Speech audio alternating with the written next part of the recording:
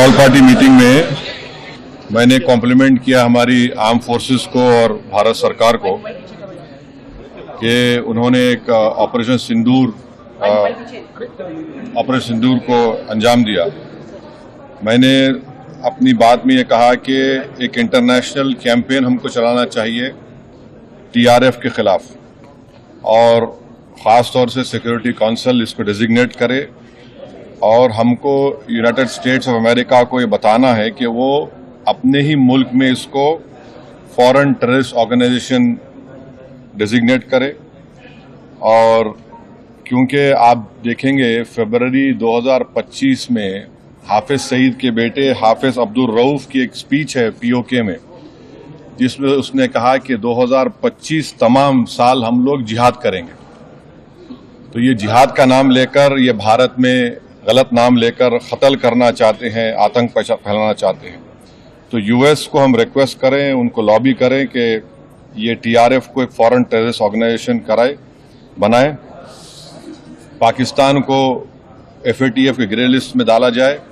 United kingdom से हमने trade deal किया है, अब क्या क्या बहुत सी चीज़ें कम हो जाएंगी, टैरिफ कम होगा। तो हम यूके गवर्नमेंट से कहें कि वो भी टीआरएफ को बैन करें और यूके ट्रेजरी पाकिस्तान को सैंक्शन करे। यूनाइटेड स्टेट्स से हम ट्रेड डील करने जा रहे हैं और यूएस प्रेसिडेंट ने कहा कि ज़ीरो टैरिफ होगा एग्रीकल्चर पर। तो ये मोर द रीज़न है कि हम यूएस भी इसको कबूल करें। अब कश्मीर में गवर्नमेंट के पास एक बहुत सुनहरा मौका है, तारीखी मौका है कि वो यकीनन पाकिस्तान को कन्फ्रंट करें, मगर कश्मीरियों को अडॉप्ट करें। आप कश्मीरियों को ख़रीब करें। और ख़ास तौर से मैंने कहा कि जो पूंछ में जो लोगों की मौत हुई, सिविलियन लोगों की, और उरी में जो लोग ज़ख्मी हुए, जिनके घर को नुकसान पहुंचा, गवर्नमेंट उनको टेररिस्ट विक्टिम का ऐलान करे, क्योंकि पाकिस्तान शेलिंग में उनकी मौत हुई है, और सिक्योरिटी रिलेटेड एक्सपेंडिचर के तहत मरने वालों को एक्सग्रेशिया दे और सरकार उनका घर बना के दे। और मैंने कहा कि साउथ कश्मीर में गवर्नमेंट को बहुत एहतियात से काम करने की ज़रूरत है, वहाँ के यूथ को हमको ख़रीब करना है।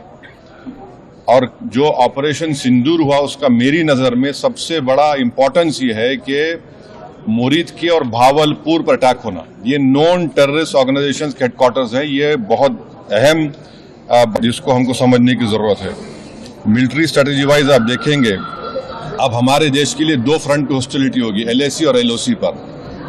इसलिए कि जब 16 में उरी हुआ, 2019 में हम बालाकोट किए, आज हमारी 50,000 फौज गलवान और पे बैठी हुई है। तो ये टू फ्रंट हॉस्टिलिटी को हमको देखने की ज़रूरत है। चाइना से हम इतना एक्सपोर्ट कर रहे हैं, इंपोर्ट से ज़्यादा चाइना से इतना इंपोर्ट कर रहे हैं, एक्सपोर्ट से ज़्यादा हो रहा है। तो हम चाइना पर भी इम्प्रेस करें कि वो पाकिस्तान को, टीआरएफ को, जितने टेररिस्ट वांटेड हैं इंडिया, उसको हवाले करें। और गवर्नमेंट से मैंने गवर्नमेंट से कहा कि आपने अच्छा जवाब दिया ओआईसी को, और तुर्किया को हमको समझाना है कि तुर्किया पूरे विश्व में एक ऐसा कंट्री है जो अपने ही देश में जो टेररिस्ट ऑर्गेनाइजेशन है कर्ड्स, उनको बॉम्ब करता है। इराक में जब तक उनसे डील नहीं हुई वहाँ बॉम्ब करता था, अब सीरिया में भी बॉम्ब करता है वो। तो तुर्किया को समझाने की ज़रूरत है कि जब आप कर्ड्स के ऊपर जो टेररिस्ट ऑर्गेनाइजेशन है उनको आप एक्शन ले सकते, तो भारत पे क्यों वो सवाल उठा रहे हैं।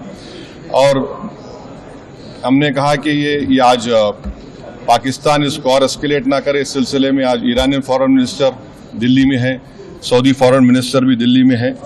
और जो देश में मैंने कहा कि जो एक यूफोरिया है, इसको सरकार को देश को और मुत्तहिद करने के लिए और देश को ताकतवर बनाने के लिए इस्तेमाल करना पड़ेगा।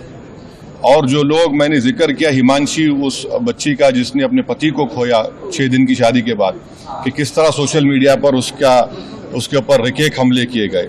और आखिर में मैंने कहा कि न्यूयॉर्क टाइम्स, रॉयटर्स और CNN ने एक कहा कि बठिंडा में एक रफाइल गिरा है।